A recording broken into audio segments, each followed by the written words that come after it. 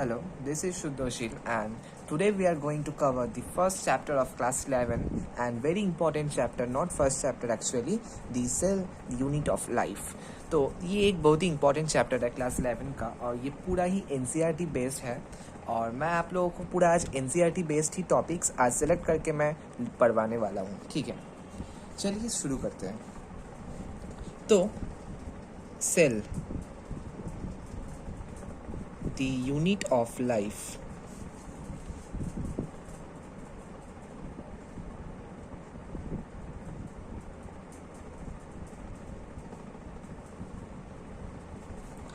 तो सेल एक ऐसा पार्ट है बॉडी का जो हर इंसान को बहुत ही ज़रूरी है और हर इंसान नहीं, सिर्फ एनिमल्स को भी और प्लांट्स को भी ज़रूरी है.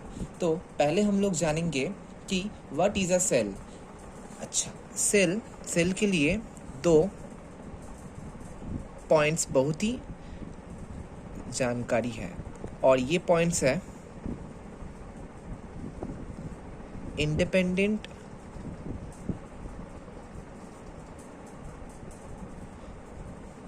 Existence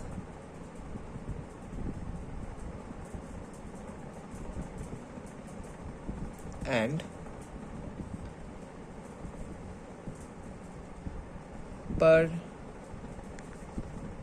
performing the essential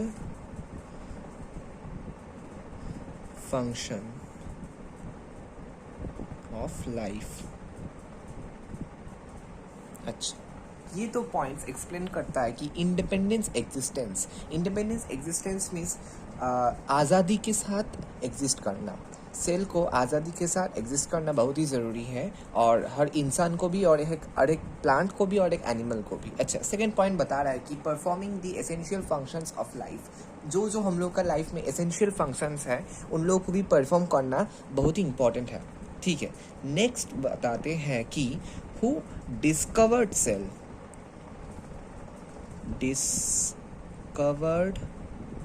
cell. वो है Robert brown.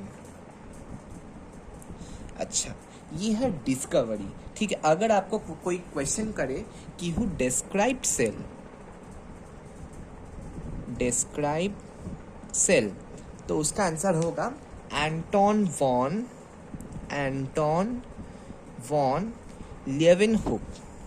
Anton van Leeuwenhoek. तो इससे हम लोग क्या पता चल रहा है कि डिस्कवरी किसने किया था? रॉबर्ट ब्राउन ने. और डिस्क्राइब किसने किया था? एंटोन वॉन लेवेनहुक ने. ठीक है, तो हम लोग का नेक्स्ट पॉइंट बता रहा है कि सेल का डिटेल्स किसने रिवील की? हु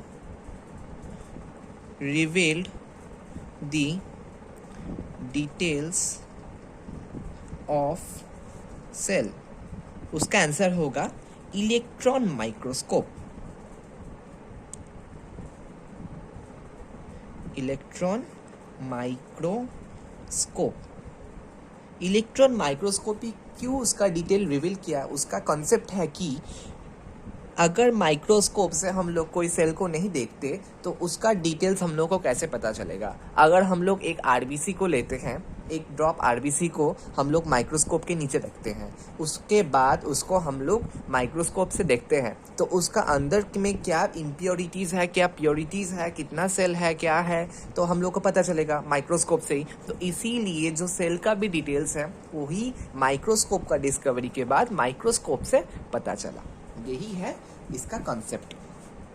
अच्छा, नेक्स्ट बताते हैं कि सेल थ्योरी.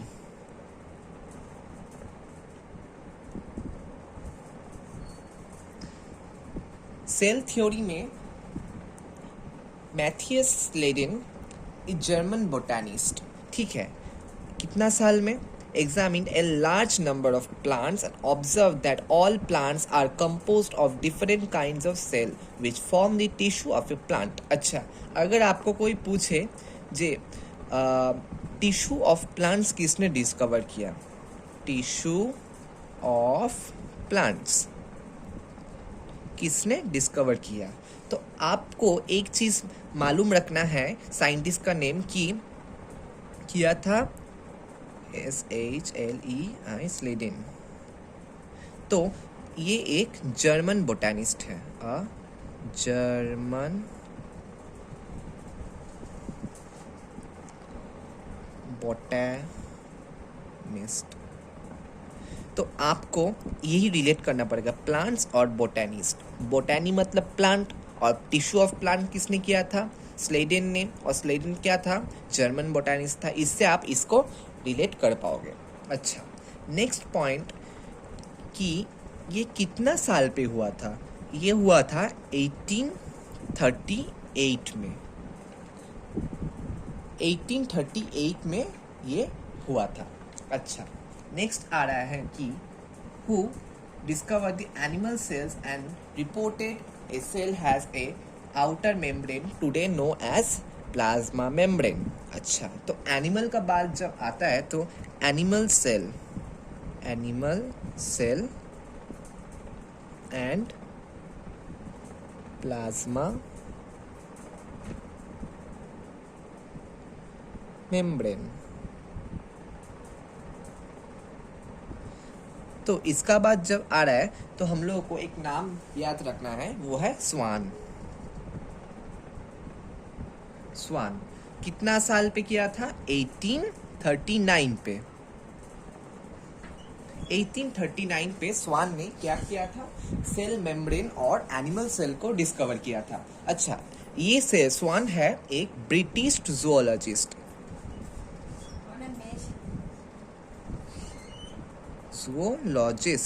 अच्छा, इससे आप एक चीज को रिलेट कर पाओगे कि स्वान था एक जूलॉजिस्ट। तो एनिमल मतलब एनिमल का कुछ हम लोग पढ़ रहे हैं तो उसका मतलब जूलॉजी है, और एनिमल और जूलॉजिस्ट, तो इससे आप इसको रिलेट कर पाओगे और स्वान का नाम याद कर पाओगे। और जिससे हम लोग ऐसे किए थे ना, प्लांट्स एंड बोटैनिस्ट, तो एनिमल एंड जूलॉजिस्ट, तो इससे आप इस दोनों पॉइंट को रिलेट कर पाओगे। ये दोनों बहुत ही इंपॉर्टेंट है, हर एक MCQ में हर एक क्वेश्चन पे ये पूछा जाता है। ठीक है, तो हम लोग इसके बाद नेक्स्ट पढ़ेंगे कि cell, overview of a cell. अच्छा, ओवरव्यू ऑफ ए सेल पढ़ने के पहले हम लोग देख लेते हैं कि हाइपोथेसिस ऑफ सेल थ्योरी किसने किया था। ठीक है, hypothesis, Schwann propose the hypothesis of the body of animal and plants composed of cell and cell products. Okay, तो hypothesis of plant and animal cell। तो ये किसने किया था? स्वान।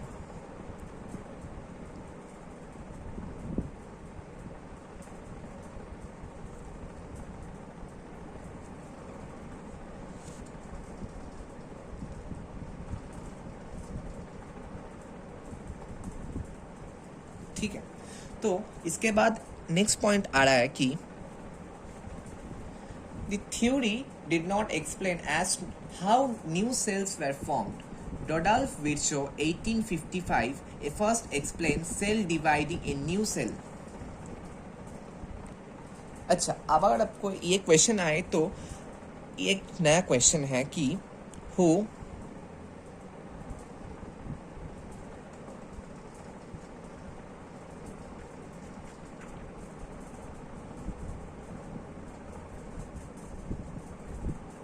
ये एक इंपॉर्टेंट क्वेश्चन है, हु फॉर्मुलेटेड सेल थ्योरी। तो इधर आपका दोनों का नाम आएगा, क्योंकि ये प्लांट सेल को कुछ दिया था और ये एनिमल सेल को कुछ दिया था, तो दोनों मिलके कुछ ना कुछ किया था, यही कंसेप्ट है। तो इधर हम लोग लिखेंगे Schleiden and Schwann both formulated cell theory. ठीक है, नेक्स्ट पॉइंट है, किसने देखा था पहले कि सेल डिवाइड होता है and they form from pre-existing cell। तो इस कंसेप्ट को किसने किया था? अच्छा, प्री एग्जिस्टिंग सेल को हम लोग और एक नाम से बोलते हैं कि ओमनीज सेल्यूला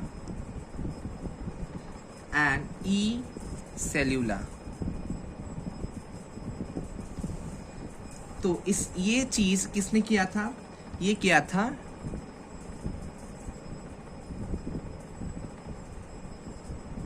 रडोल्फ वीर्चोव। कितने साल पे किया था?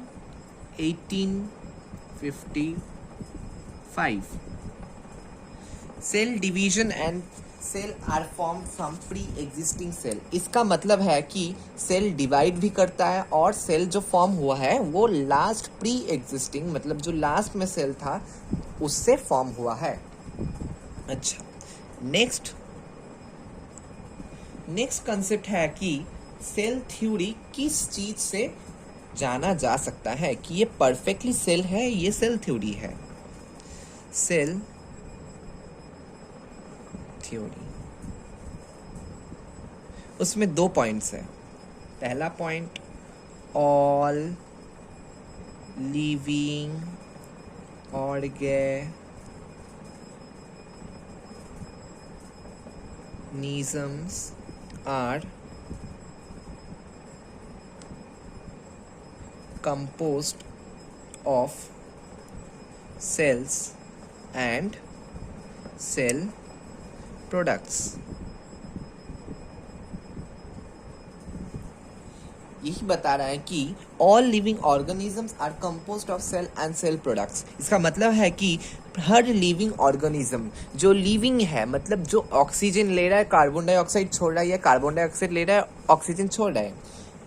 अगर आप पूछोगे कि सर प्लांट लिविंग है कि नॉन लिविंग है, तो मेरा आंसर होगा लिविंग, क्योंकि वो कोई एक्टिविटी ह्यूमन जैसा और एनिमल जैसा नहीं करता है, पर वो रेस्पिरेशन तो कर रहा है। रेस्पिरेशन मतलब वो कार्बन डाइऑक्साइड ले रहा है, ऑक्सीजन छोड़ रहा है, हम लोग ऑक्सीजन ले रहे हैं, कार्बन डाइऑक्साइड छोड़ रहा है। तो इसी वजह से हम लोग लीव और प्लांट को भी लिविंग कहेंगे।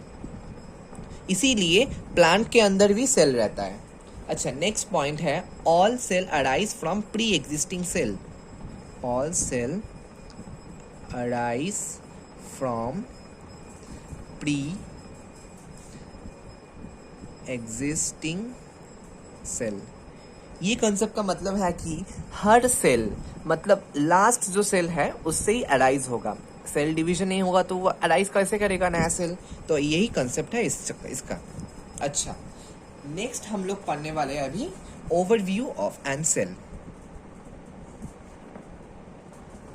पहला point, overview of an cell का पहला पॉइंट है कि सेल, एनिमल सेल में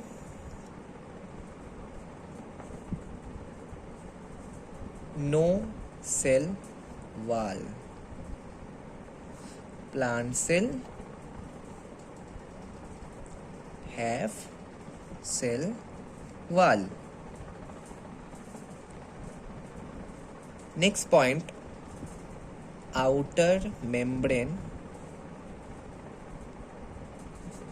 cell membrane। सेल का जो आउटर मेम्ब्रेन रहता है उसको हम लोग कहते हैं सेल मेम्ब्रेन। थर्ड पॉइंट है डेंस मेम्ब्रेन बाउंड न्यूक्लियस। इसको हम लोग कहते हैं न्यूक्लियस, जो कि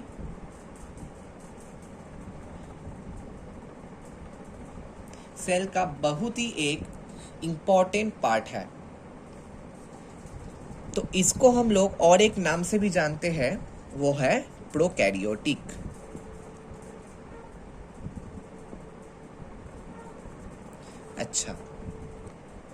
अच्छा, यहाँ पर आप लोग ऐड कर लीजिए कि contain DNA, वो है जेनेटिक मटेरियल।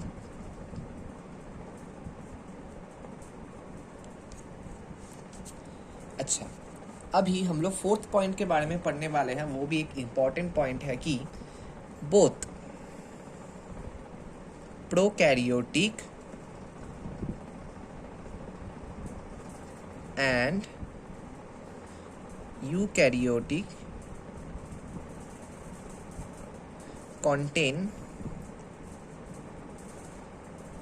सेमी फ्लूइड, ये क्वासी फ्लूइड नहीं है, ये सिर्फ सेमी फ्लूइड है। हाँ, तो इस पॉइंट को आप लोग याद रखेंगे। एनसीईआरटी में जो जो लिखा है हम लोग वही वही पढ़ेंगे, उसके बाहर से हम लोग कुछ भी नहीं पढ़ेंगे। सेमी फ्लूइड मैट्रिक्स,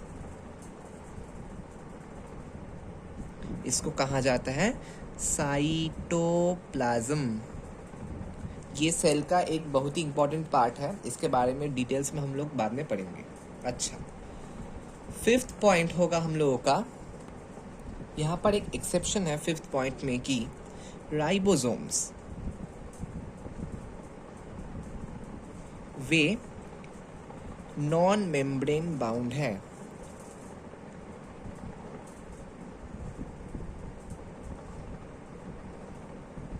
तो नॉन मेम्ब्रेन बाउंड है, तो इसको तो हम लोग यूकैरियोट में रखने का बात था, पर हम लोग इसको ये दोनों में रहता है, both in prokaryotic and eukaryotic, ये दोनों पे रहता है। नेक्स्ट पॉइंट है कि animal cell contain non membrane bound organelle called centrosome।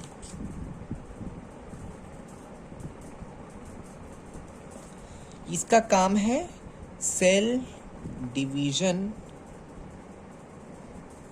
में हेल्प करना। ठीक है, तो इसके बाद हम लोग नेक्स्ट पॉइंट में सेल डिफर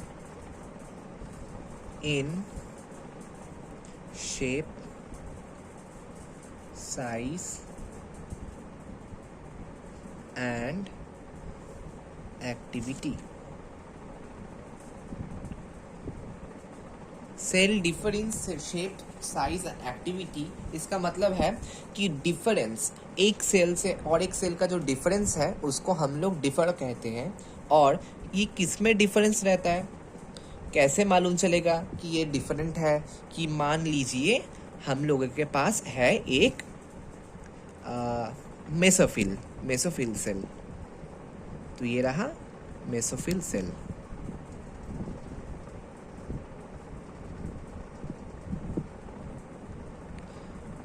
ये रहा मेसोफिल सेल। तो और एक रहा हम लोगों के पास नर्व सेल।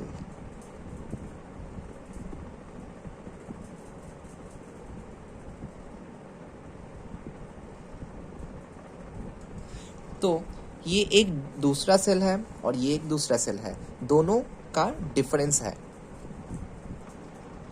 किस में डिफरेंस है कि ये एक दूसरा शेप का है, ये एक दूसरा शेप का है, ये राउंड है, ओवल है अंदर में, और ये ब्रांच्ड है एंड लॉन्ग है। तो यही डिफरेंस है शेप, साइज एंड एक्टिविटी। ये नर्व सेल किसका काम में आता है? नर्व में। और ये मेसोफिल सेल कोई दूसरा चीज का काम में। तो यही है इनका डिफरेंस। अच्छा, नेक्स्ट पॉइंट हम लोग पढ़ने वाले हैं कि स्मॉलेस्ट सेल कौन है? माइकोप्लाज्मा।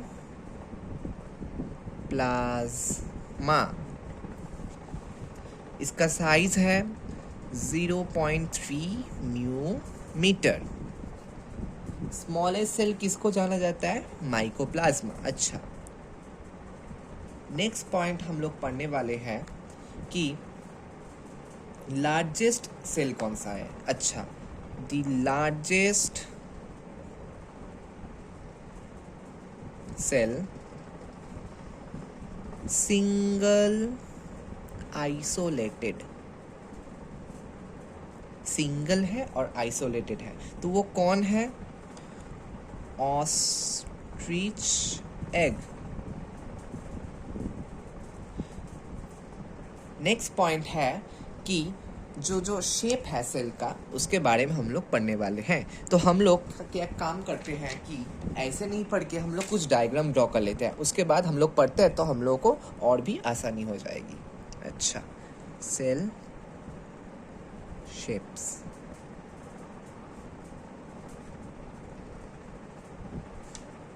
ठीक है, तो पहले हम लोग ड्रॉ कर लेते हैं कुछ आरबीसी।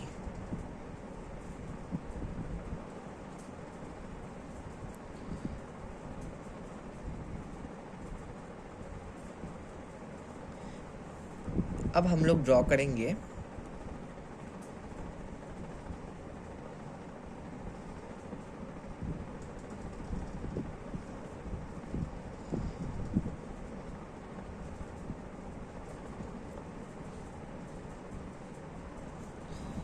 WBC।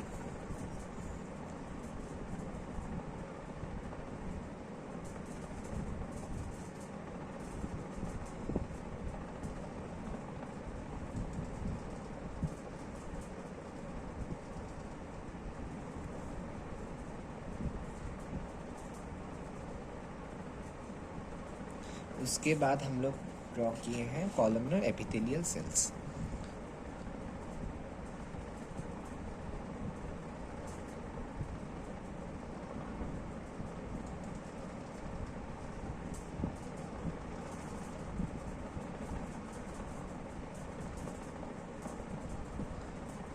ये है नर्व सेल।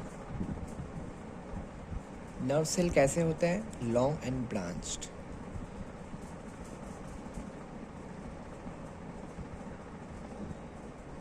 ये है एक ट्रैकिड।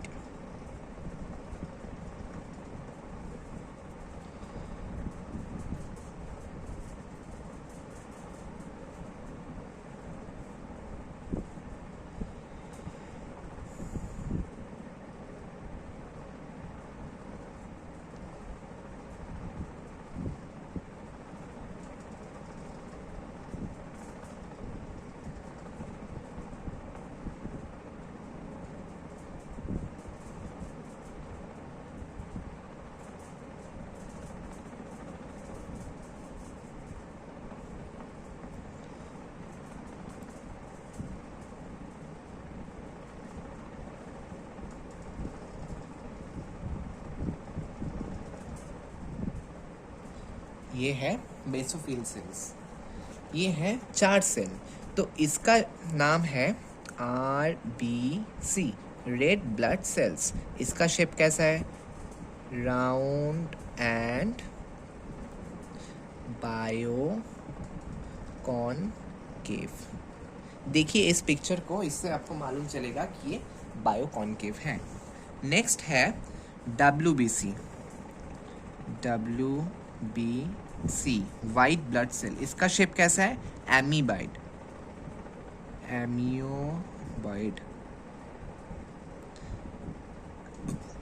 अच्छा, नेक्स्ट सेल है कॉलमनर एपिथेलियल सेल।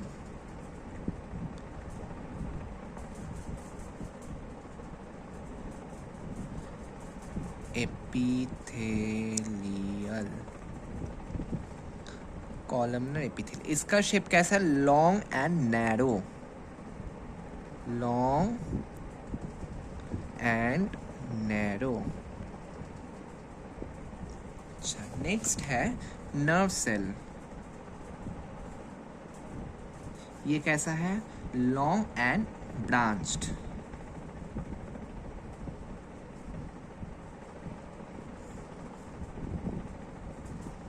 नेक्स्ट है ट्रैकिड। इसका शेप है elongated।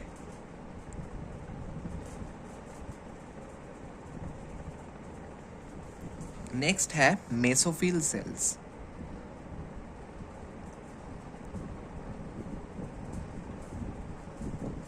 इसका शेप है राउंड एंड ओवल।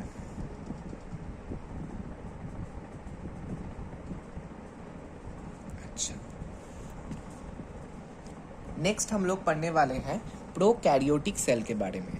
तब हम लोग डिस्कस कर रहे थे कुछ चीज़ प्रोकैरियोट और यूकैरियोट का, तब आप लोग समझ में नहीं आया, पर अभी मैं कंसेप्ट एकदम क्लियर कर दूंगा। प्रोकैरियोटिक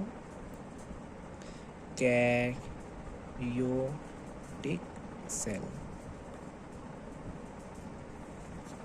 अच्छा, प्रोकैरियोटिक सेल पहला पॉइंट है कि they smaller and multiply rapidly then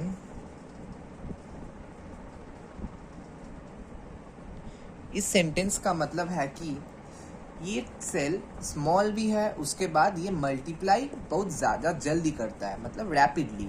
तो इस किससे ज़्यादा कर रहा है, किससे ज़्यादा मल्टीप्लाई कर रहा है? यूकैरियोट से। तो इसका मतलब है कि ये सेल छोटा भी है और ये मल्टीप्लाई भी बहुत ज़्यादा कर रहा है, जल्दी, मतलब टाइम बहुत कम ले रहा है। अच्छा, इसके बाद इसका एग्जाम्पल कुछ देखेंगे। एग्जाम्पल है कि bacteria, blue green algae,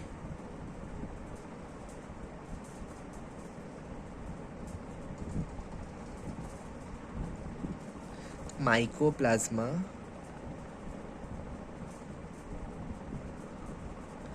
and PPLO। PPLO का फुल फॉर्म मैं अभी नहीं बताऊंगा, नेक्स्ट जो एक पार्ट आएगा तब मैं PPLO का फुल फॉर्म बता दूंगा। अच्छा, इसके बाद एक बहुत ही इंपॉर्टेंट पार्ट आ रहा है कि प्रोकैरियोटिक सेल 4 बेसिक शेप्स में डिवाइडेड है।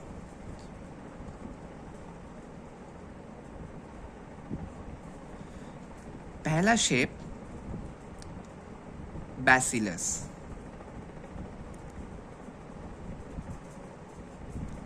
जिसका शेप कैसा होता है? Rod like. सेकंड है कॉकस, जिसका शेप है स्पेरिकल। थर्ड जो है विब्रियो, उसका शेप है कॉमा जैसा। एंड थर्ड है स्पाइर्यूलम, जिसका शेप है स्पाइरल जैसा, एकदम स्ट्रेट।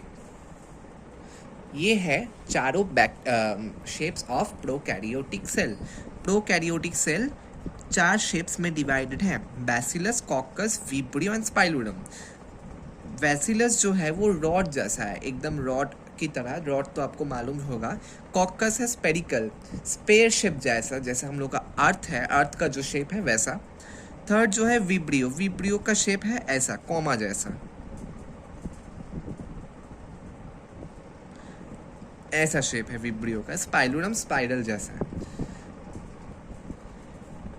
नेक्स्ट पॉइंट, इधर एक एक्सेप्शन है कि prokaryotes have cell wall except mycoplasma.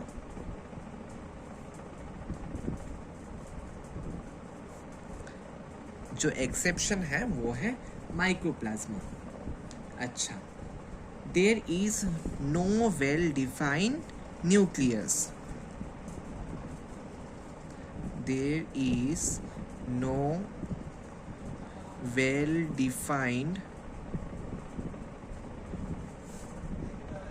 Nucleus. ठीक है। नेक्स्ट पॉइंट जो है, नेक्स्ट पॉइंट, इसका जो जेनेटिक मटेरियल है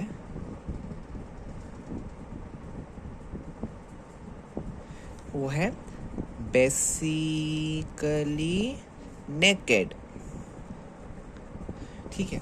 और इसका जो डीएनए है वो है सिंगल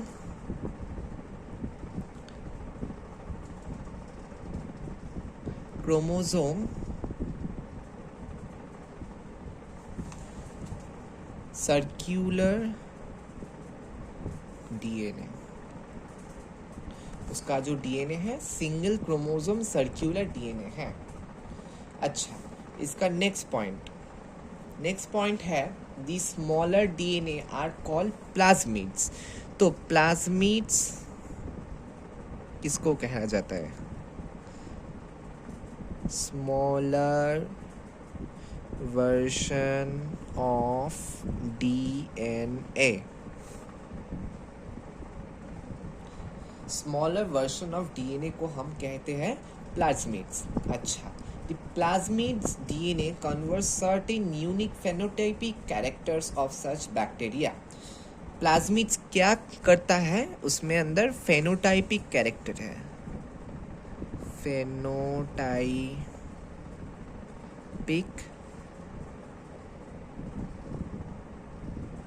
कैरेक्टर।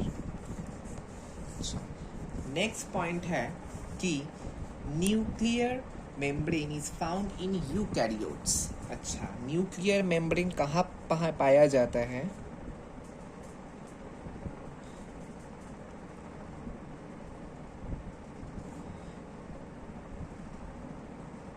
यूकैरियोट्स में। ठीक है, नेक्स्ट पॉइंट है एक स्पेशल कैरेक्टर है प्रोकैरियोटिक का,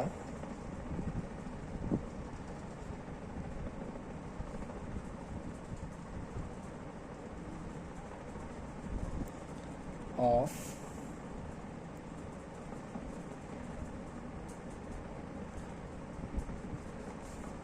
वो है मेसोजोम। अच्छा, मेसोजोम क्या होता है?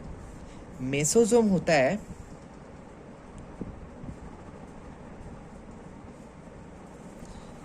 स्पेशल इनफोल्डिंग्स,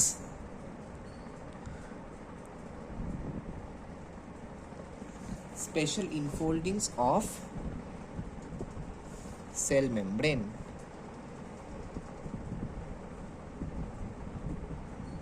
ऐसे कि मानो ये एक सेल है,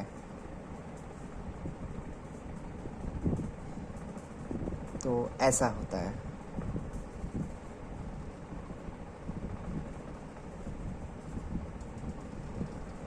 तो ये इनफोल्डिंग है, मतलब ये अंदर की तरफ कुछ फोल्डिंग्स है, जैसे ये है, जैसे ये है, जैसे ये है। तो इनको हम लोग बोलेंगे स्पेशल इनफोल्डिंग्स, किसमें? सेल मेम्ब्रेन में। तो इसको कहेंगे मेसोजोम।